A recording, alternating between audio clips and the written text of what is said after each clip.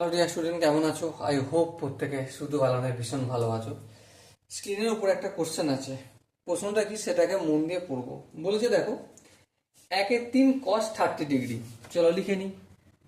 1/3 cos 30 degree divided by 1/2 sin 45 degree plus tan 60 degree.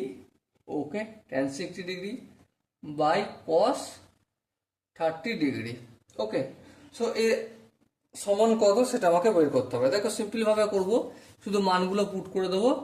যেমন ধরো এখানে 1/3 আছে, ইন্টু cos 30 মান কত?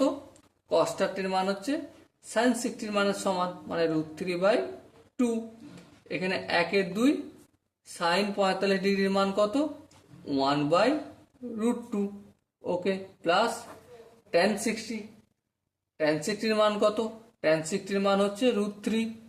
আর cos 30 মান কত? cos 30 মান মানে sin 60, মানে √3/2। ওকে, বেশ। এবার দেখো, আমি এখানে কাজ করছি, 1-এর সঙ্গে √3 গুণ করলে √3 হবে, 3-এর সাথে 2 গুণ করলে 3 দুগুণে 6, 1-এর সাথে 1 গুণ করলে 1, 2-এর সাথে √2 গুণ করলে 2√2। এবার দেখো এখানে √3 হলো, আর এই যে বড় করে ভাগ চিহ্ন এটাকে আমি গুণ চিহ্ন করলাম। ভুল করেছি? হ্যাঁ, ঠিক করতে গেলে কি করতে হবে? √3/2 আছে, এটা 2/√3 হয়ে যাবে এই পোর্শনটায়। এবার দেখো এখানে এই √3 ক্যান্সেল আউট হবে। হ্যাঁ হবে, চলো করে দিলাম। চলো এর পরের লাইনটা দেখো, এখানে √3/6 আছে তো? হ্যাঁ, √3/6, এটা কি আছে? ভাগ চিহ্ন, এখানে গুণ চিহ্ন হবে। 1/2√2 আছে, এটা কি হয়ে যাবে? 2√2/1 হয়ে যাবে। প্লাস এখানটা থেকে কি বেঁচে আছে? বেঁচে আছে শুধু +2। চলো 2টা রইল। এবার দেখো উপরে কি হলো, 2-এর সঙ্গে এখানে রুটের আগে কি আছে? 1, 2-এর সঙ্গে 1 গুণ করলে 2, আর √3-এর সঙ্গে √2 গুণ করলে √6, 6-এর সঙ্গে 1 গুণ করলে 6 প্লাস 2। এখানেও আনসার থামিয়ে দেওয়া যায়, অথবা এক লাইন করা যায়। যেমন 2-এর নিচে কিছু নেই, মানে 1 আছে, তাহলে 6 আর 1-এর লসাগু কত? 6।